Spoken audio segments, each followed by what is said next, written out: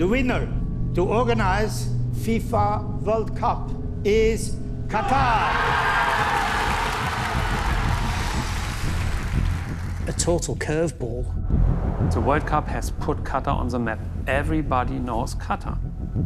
We welcome everyone. We want everyone to come and to enjoy and to experience our culture.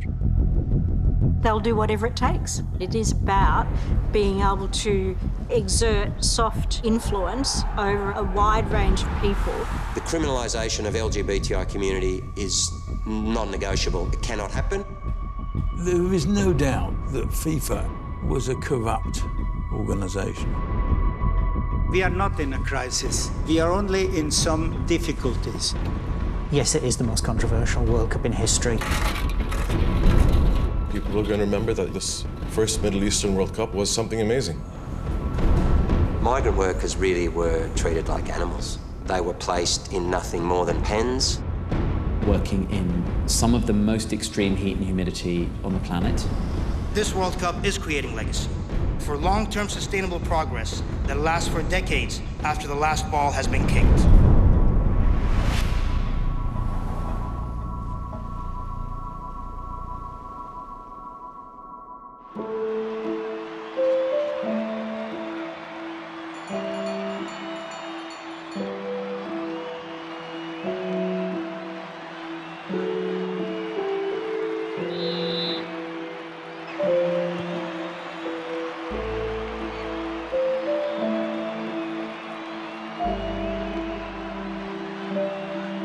The World Cup is the pinnacle.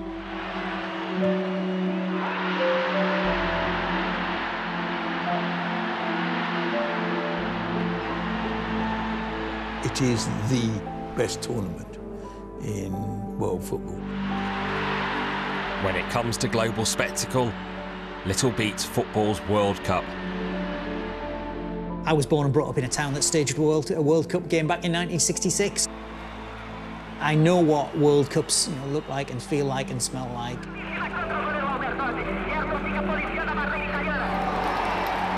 Football is language you speak across classes, across genders, colours of skin. Football brings people together.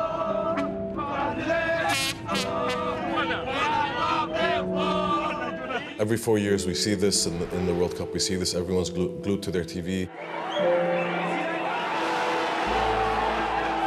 Everybody's talking about football, about this team or this goal or that goal. Once the ball kicks off, then the passion of fans and everyone takes over.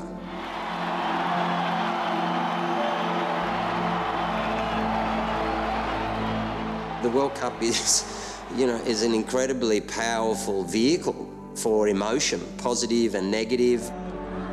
Since 1930, the World Cup has been held all over the world, and the tournament is still reaching new lands by going to the Middle East for the first time. There are 450 million Arabs. They are very excited to see the world coming to that region, to enjoy the football. The football unites. The football is not a tool for division, it's a tool for unity. What is it about football that the bidding country wants to try and capture? Football fans, the hearts and minds of football fans, the broadcasters and the sponsors. It's as simple as that. It is about being able to exert soft influence over a wide range of people and a broad range of people over an extended period.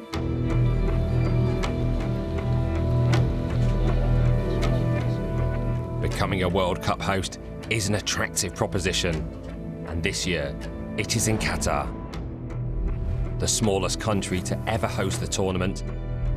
It is a peninsula in the Gulf with a population of less than 3 million. It had no background. It had no history of football. It's not a footballing nation. They've had to go around the world trying to find players to play in their team. They joined FIFA around their independence in the early 70s. The men's under-20 national team became second at the Under-20 World Cup in Australia 1981. Qatar qualified for the football tournament in the Olympics 1984, 1992, 2019, and won the AFC Asian Cups.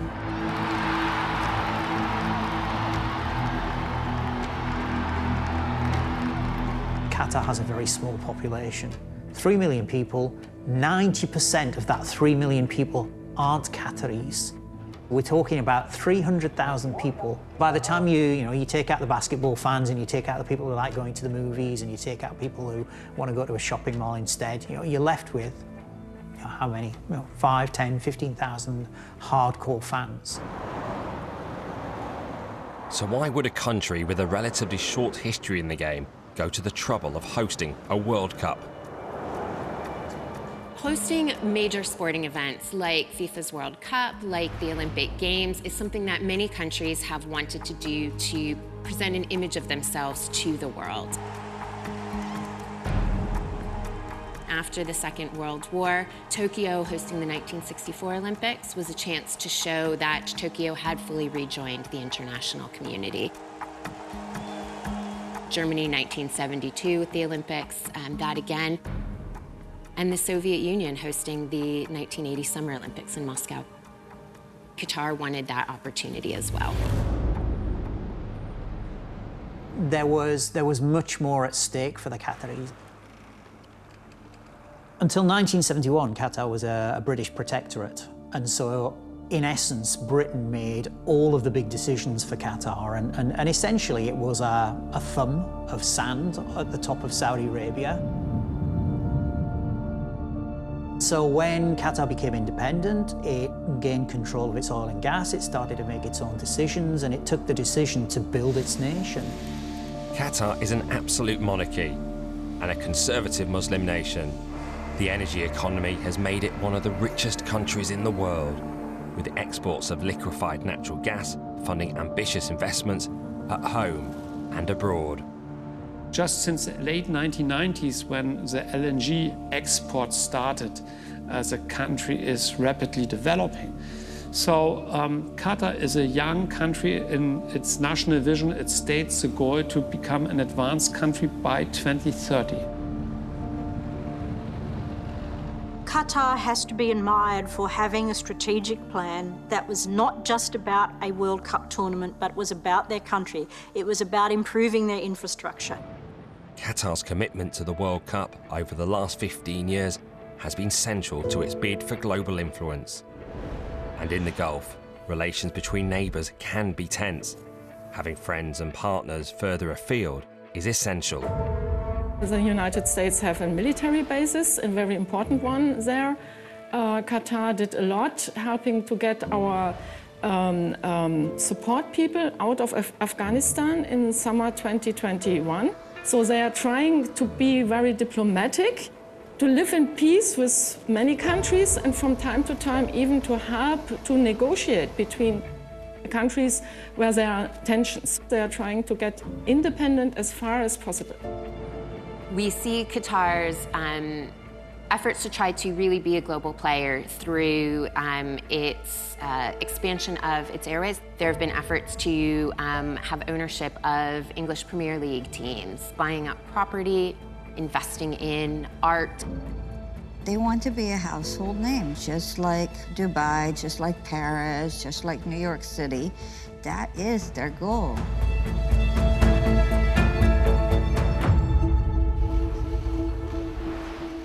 Qatari bid was long in the making, but it did seem outlandish at the time.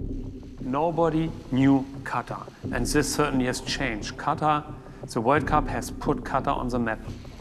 I believe it's going to be a special World Cup because of the amount of attention that's been given to this World Cup from 2009, 2010, when Qatar won the bid. When their bid was announced, few took Qatar seriously. I think it's absolutely the case that, when it came to how they won the World Cup and how they've managed it since, they'll do whatever it takes. Back then, it seemed unlikely, maybe even impossible, that the World Cup could come here. It's the most controversial World Cup in history. I think in terms of the complexity, the sensitivity, the range of issues that not just FIFA has faced, but obviously the Qatari organisers and others have faced, absolutely, without doubt, it is the most controversial, possibly even sport mega event in history.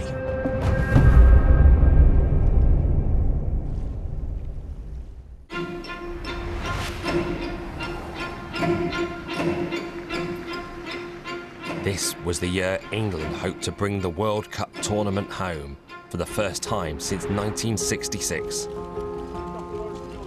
We're happy and we're ready for a presentation. They threw everything at a bid for 2018, including football stars and royalty. Up against other European nations, there seemed even a sense of entitlement. Well, we got a great bid. We've just got to convince the people in there that we could do a great job. Thanks. Well, England would like to hold another World Cup because I remember we invented the game. We took it around the world. 2018 FIFA World Cup, ladies and gentlemen, will be organized in Russia.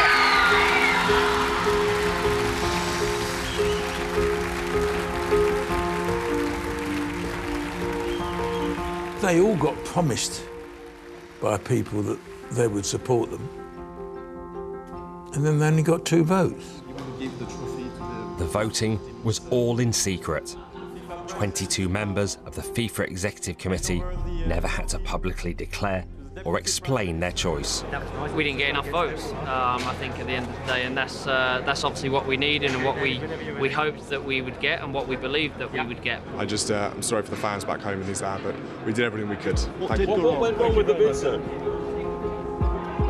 This was a total curveball, because for the first time what we had was the tournament going to countries that were diametrically opposed to what had gone before. We are honoured to win in this tough and fair fight. Sepp Blatter was presiding over another vote that day as FIFA president for the 2022 tournament, destined to be held outside Europe. So that left Qatar up against the United States, South Korea, Japan, and Australia. I always remember being at a meeting in Zurich in July 2009 and Sepp Blatter walked in and he said, I want the World Cup to go to different lands. And there was a few of us who sat there and thought, oh, that's us, because we haven't had it. It was an easy message for us. Now give the Middle East its chance. It was an easy and powerful message that, yeah, I mean, FIFA did need to give the Middle East its opportunity to host. The Americans were favourites to win it, as past hosts with a major commercial advantage. The main thing that the U.S. has got going for it is we can give a hometown cheering squad for every team, no matter who makes the finals. You're trained on Qatar's royalty protocol, and you never put the royal family in a situation that will make them look bad. Never, ever, ever. I mean, you never do this. So just the fact that they were sitting in the audience was enough to know that the name that was going to be pulled out was Qatar. The winner to organize the 2022 FIFA World Cup is Qatar.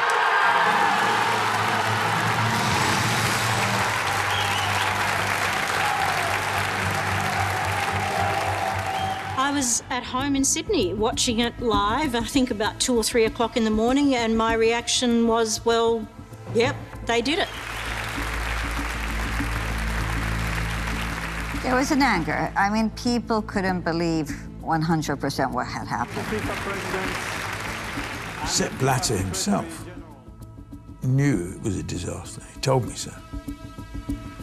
I think from some there was disdain, from some there was disbelief, from some there was thought, what did Qatar do to win it?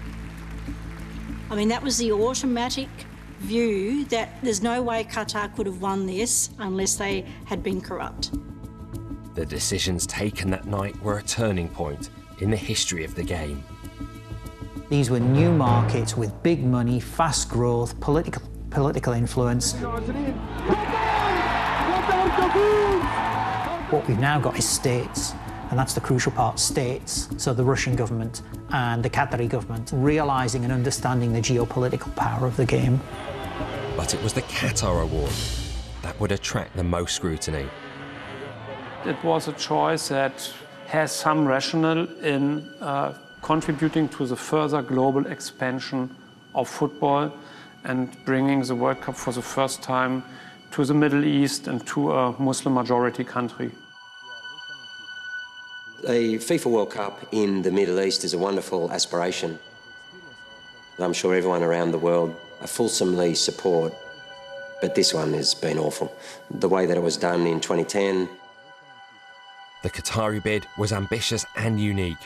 Their extreme summer heat meant the tournament, always held in July, would need to be played in air-conditioned stadiums.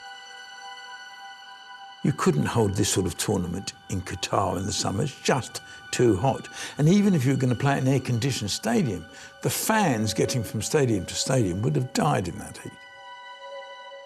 And they needed to build almost everything: stadiums, transport links, accommodation. The costs would be huge. There's a lot of factors that go into all of these, but from looking at a cost standpoint and a venue standpoint, it is quite surprising that Qatar was selected. How to respond to the heat problem, how to respond to the issues of women, how to respond to the issues of laborers, how to respond to the issues of homophobia. The media never asked these questions. They were never taken seriously, ever. Working in its favour was Qatar's convenient time difference to Europe, the most lucrative for broadcasters. But the footballing world still couldn't believe it. Oh, they won it because they persuaded the majority on the FIFA committee to support them. And there were all sorts of question marks over why they supported them.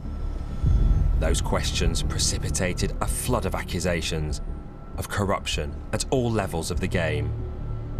Whistleblowers from the Qatar and Australia bids made claims of improper payments in the bidding process. Why do you think the FIFA executive supported Qatar? Money. No other, there's only one answer, and that's money. If we take the view that these bids, not just the one bid, but these bids were corrupt and people were prepared to do whatever it takes to win, that has to be seen as being within a broader context of how FIFA operated. After the failed US bid, the FBI took notice, launching a wide-ranging investigation into corruption across FIFA, especially into the sale of World Cup TV rights. Only 22 men make a major decision who is becoming the next World Cup host. The less people make a major decision, the more tempting for corruption is a system. We are not in a crisis. We are only in some difficulties. And these difficulties will be solved inside our family. It was a putrid organisation at that time, and clearly, Qatar took great advantage of that. There is no doubt that FIFA, at the period when this was awarded, was a corrupt organisation. 16 members of the 2010 FIFA Executive Committee have been accused, arrested or banned. Sepp Blatter himself was forced to resign in 2015. Legal cases into corruption are ongoing in the US. No Qatari has ever been convicted of wrongdoing in relation to the bid. They've had the finger pointed at them for 12 years saying you won it because you were corrupt. And, they've had to fight that narrative for the best part of 12 years. We were accused by bribing and buying the World Cup. 2 investigations being carried out. We've proven that was untrue.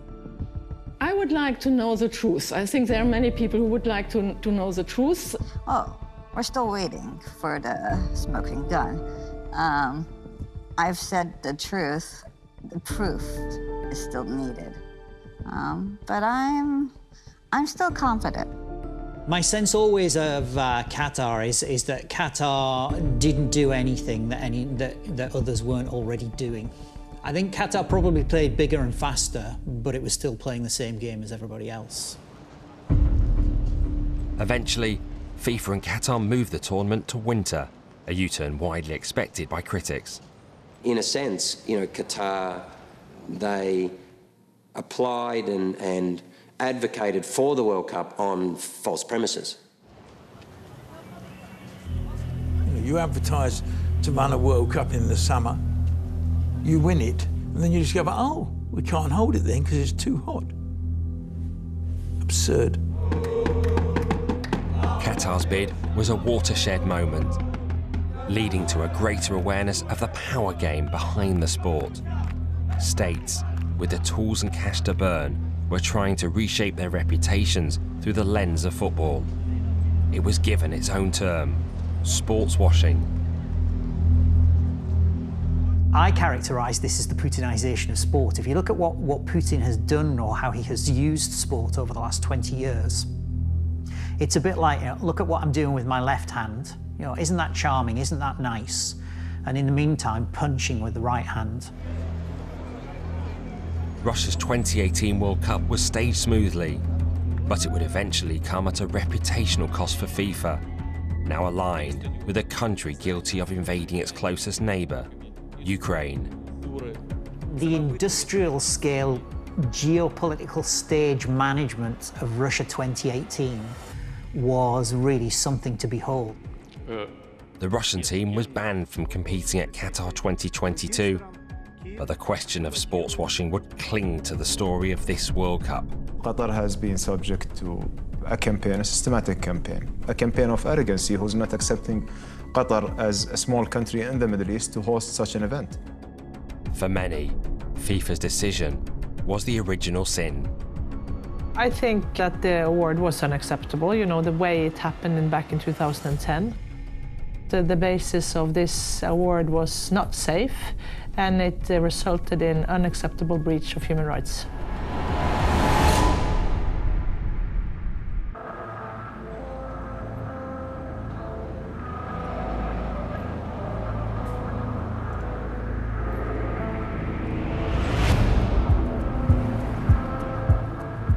Unlike other hosts, Qatar didn't just need to build stadiums. It needed to build all the stadiums. What was clear in 2010 was that the infrastructure in Qatar wasn't adequate to be able to host. This is a money no object World Cup. You keep in mind that we spent £10 billion on the 2012 Olympics in London. This is a country that is spending $240 billion on the World Cup. And it needed to build the infrastructure that would support the tournament. So that means a road network, a metro line, an expansion of the airport. It means hotels to host fans and players and so on. I very often characterise this for people as, you know, it's like real-world sins. If you know the kids' console game and you build a city. So it was a massive undertaking and one that required a tremendous amount of workers from other countries. They saw the World Cup as the catalyst to a revitalisation and resurgence and reinvestment in their own social infrastructure, which is perfectly fine, except for the fact that the world should have known that that would require several million migrants. And given the lack of labour laws that were in place at the time, football should have realised that that was going to come with an incredible amount of harm.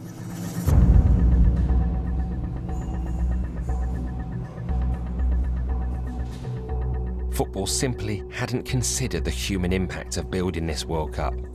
The treatment of migrant workers had been totally overlooked during the bid process. It's something where Amnesty or any of these other organizations should have stood up and said, hey, this country's wanting to host a World Cup, and they should have started asking the questions too, to make people aware. I don't think people were aware of the severity of it. It It wasn't until 2013 that the investigations uncovered the shocking treatment of Qatar's migrant labour force. Workers were being recruited into a labour system that was already rife with abuse, that was not fit for purpose for this kind of scaling up. The old kafala laws meant that migrant workers really were treated like animals. They were placed in nothing more than pens. They became indentured to their employer. They couldn't leave the country. They didn't have their passport. There was endemic wage theft. More than 90% of Qatar's labour force is migrant workers, the highest in the world. Foreigners have been employed under the kafala system. Their presence in the country is tied to an employer. They are working in some of the most extreme heat and humidity on the planet. That puts your life, your health at very severe risk. They're often working very long hours to a sort of punishing schedule. And of course, they are not earning very much. I was visiting labour camps where you would have scores, maybe more than 100 workers who had gone unpaid for months, who often were struggling for food. So people in that situation where they can't send money back to their families, it reaches a level of intense desperation. And in one case, I remember one man who, had sort of identified the date by which he wanted to take his own life. The figure of how many migrant workers have died building the vast infrastructure is disputed. Qatar claims 3 people have died building stadiums, but one estimate puts the death toll at 6,500. I try to avoid, identifying a specific number because we don't have good enough data for that. I can tell you one thing, that 3 is a really kind of outrageous response to this issue. There is this, figure of 6,500 that is widely circulated and often without the necessary context. When it was published back in 2021 by The Guardian, it was very clear that this is the total number of South Asian nationals who have died in Qatar over a 10-year period. It made no distinction on whether these were work-related deaths or non-work-related deaths. In fact, it didn't make a distinction on whether these deaths were of economically active people or non-working people. It includes people under the age of 18. It includes people over the age of 60. Construction is a dangerous industry, and accidents could be expected on a project this size. We may never know how many deaths and injuries occurred on building sites for World Cup infrastructure, as Qatari authorities haven't kept detailed records. When we are reporting the death that relates to the World Cup are 3. 6,500 is an untrue number, which been reported, and unfortunately has not been verified. It wasn't reported responsibly, and yet we've been responding to this number that has been untrue. When you look at the proportion of workers who return home to their families, having died, their death certificates don't properly explain why they died. They say things like cardiac arrest, or natural causes, or heart failure. It should be, considered essentially a matter of urgent priority to properly investigate these deaths.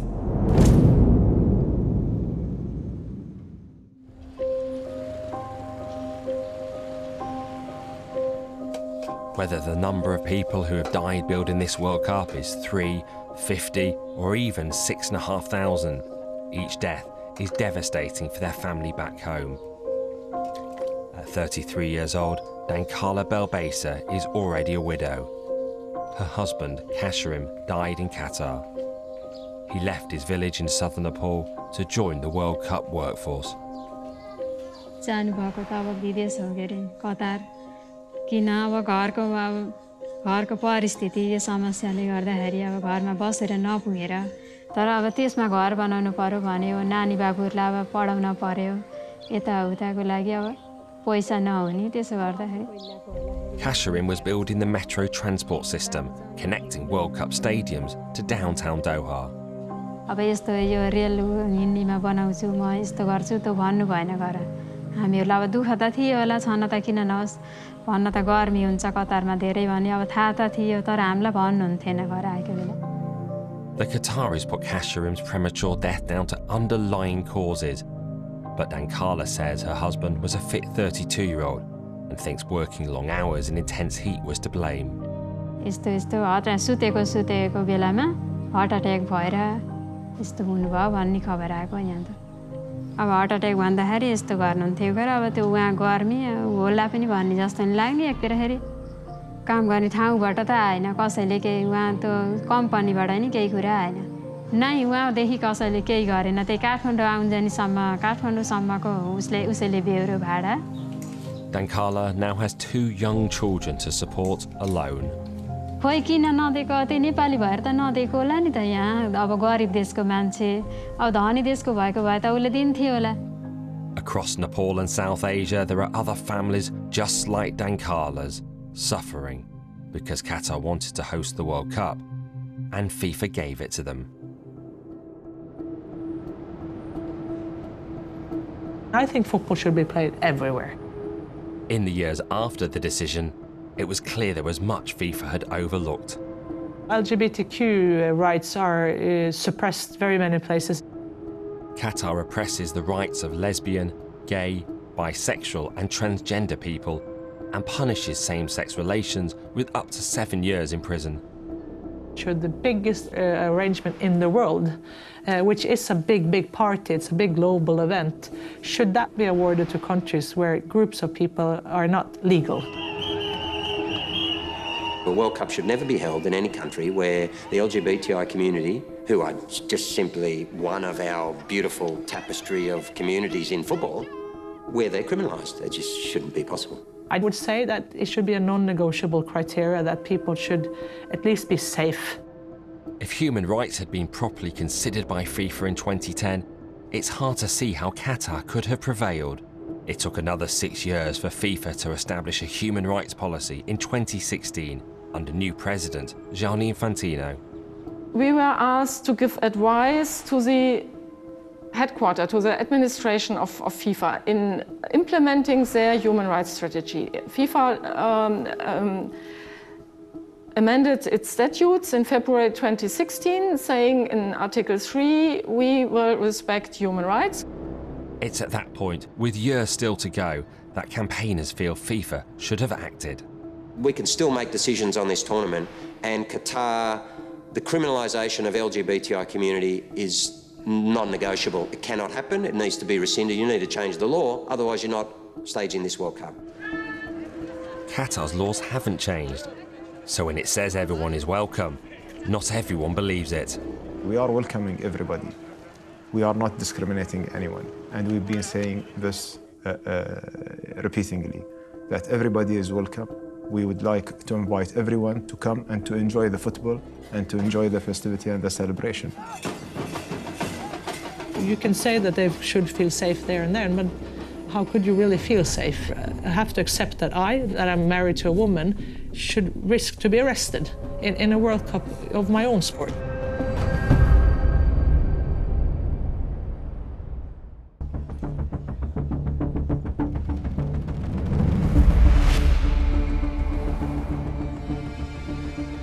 I would like to thank the State of Qatar, the Federation, the Olympic Committee, everyone, for hosting us here now for this Congress, and of course, much more importantly, for the World Cup later this year.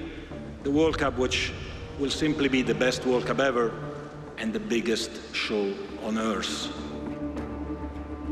With time running out before the tournament, Lisa Klaveness made her move to speak out on Qatar.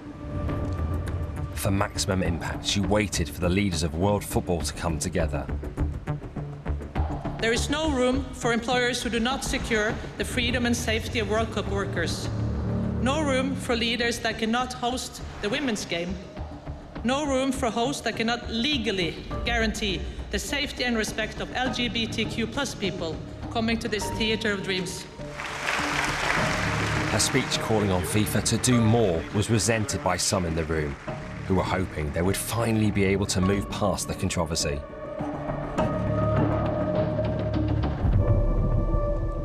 would like to inform yourselves, as well as the Norwegian Federation, and anybody who might share similar views on the legacy of the World Cup, or might have doubts or questions about the legacy of the World Cup, that this World Cup is creating legacy.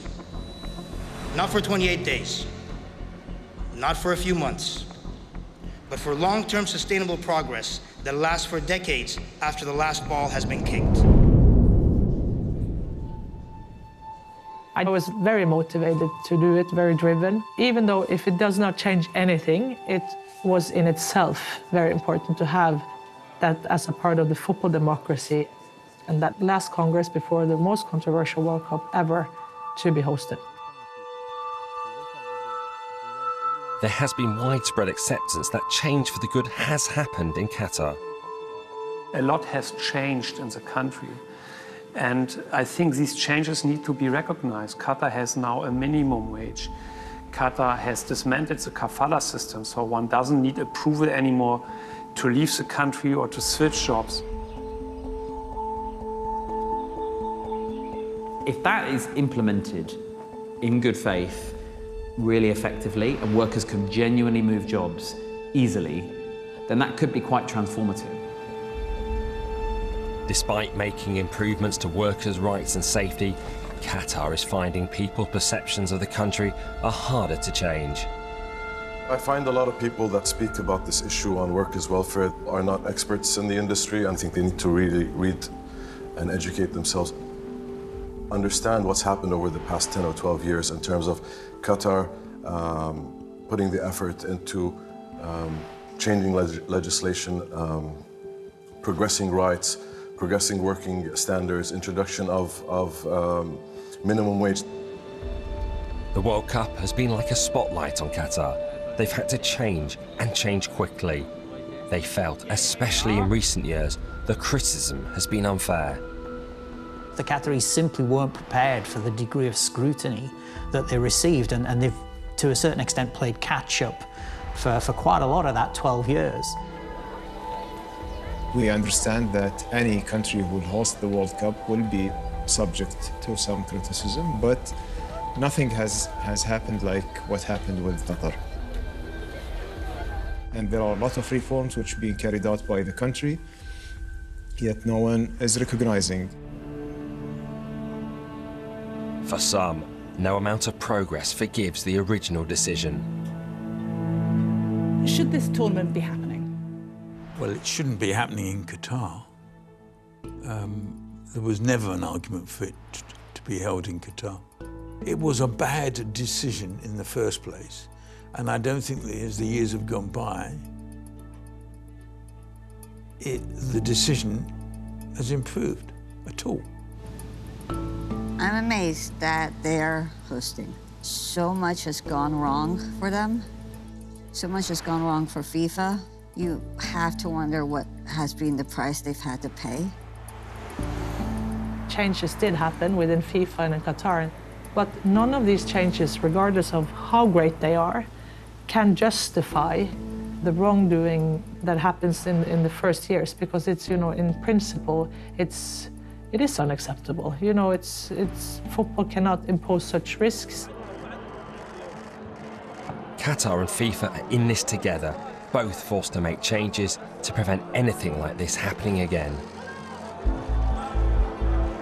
I think FIFA might have learned from the Qatar experience for the future that it should also contribute to make the world a better place and not just expand the game of football. You want to abstain, meaning you don't want the criteria for awarding World Cups, it's gone from 22 guys within a room that did not have to say anything else than yes or no to a country, to a very thorough system. Never again would a World Cup host be selected in such secrecy. The vote for the 2026 venue was opened up to FIFA's entire membership of more than 200 countries. The member associations of Canada, Mexico and USA have been selected by the FIFA Congress to host the 2026 FIFA World Cup. Thank you.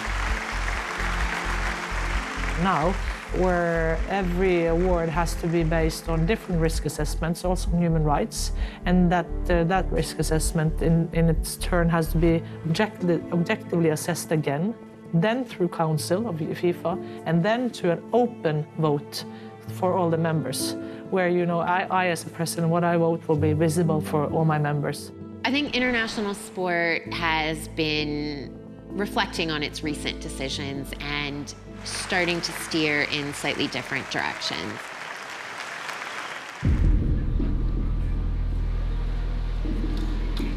Controversy has haunted this tournament for 12 years and still does. FIFA is being asked to compensate the families of migrant workers who died building Qatar 2022. We're asking for the creation of a fund, a compensation fund, and that should be at least as much as will go in prize money to the winning teams. That, you know, in my view, is still going to significantly understate the scale of losses, but I mean, it's a starting point. So 440 million US is the amount of the player prize money pool, and we're calling on FIFA to give that same amount to the families who've lost a loved one. The issues raised by this tournament are so profound that some players are even making a political stand. We stand with FIFPro, the Building and Woodworkers International, and the International Trade Union Confederation, seeking to embed reforms and establish a lasting legacy in Qatar. Australia's decision to speak out raises the question of whether it's the role of players to protest. They're football players. Most of them, when they were 12 years old, you know, they weren't kicking a ball around in, you know, Hackney Marshes thinking, you know what, I'm going to be some kind of geopolitical ambassador for a Gulf nation at some stage in the future. They're thinking, score a goal. For those players who alternatively do want to make a statement, I would, again, endorse that. I would support it. That nowadays players, athletes are very outspoken, quite many of them, and that's very helpful because that supports civil society and others who want to work on change. We are entering an era of athlete activism. So I'm glad that the times of shut up and dribble as a moderator on US TV once phrased are over. So I think athletes have the right to express their opinions. Sports should never be politicized. And this is our stand. We see the sport as a tool for uniting people, a tool to bring the people together, a tool to bring the world together. FIFA and Qatar both want to keep directing the world's attention to the sport itself. The goals, the saves, the shock wins, and the dramatic upsets. That's why Qatar are spending 220 billion US to host it. That's why the Saudis want to host it. That's why you buy PSG. That's why you buy Newcastle United. That's why you start a live golf tournament. That's why. Is because when the ball is teed off or the whistle goes and the goal is scored, most of the world forgets. That's the power of the sport and of sport washing. Qatar has built a nation. It has branded and positioned itself as a mega event destination. I wouldn't discount the possibility sometime between 2030, 2040, Qatar hosting the Olympic Games. The Qatar World Cup was infamous before a single match was played. But will what happens on the pitch have the power to change the narrative? We're going to remember that, you know, this first Middle Eastern World Cup was something amazing. Football cannot come in this situation again without ruining football. Football has such a power to change things, and it can change it for the good. When there's greed involved, it will never happen. The small progress that's been made, can that be built on? There is a need for a collective effort, not to let our eyes off the ball. Never forget that there are people who paid for our emotion and our joy and our celebration with their lives. In the end, it's about football and it's about the matches. Should it be separated from the rather suspect way it was awarded and the sort of fairly strange things that have gone on in Qatar over the years? Well, I think they'll be forgotten, sadly, but they will be forgotten. Qatar have fought off controversy and defied convention to deliver this World Cup. They played the power game and won, but at what cost? Qatar has now ascended to this prominent position in the world, but also a position of trustworthiness and legitimacy, which, can you put a financial value on this? I don't know if you can, I don't think you can, but that is why they set out to host the World Cup in the first place.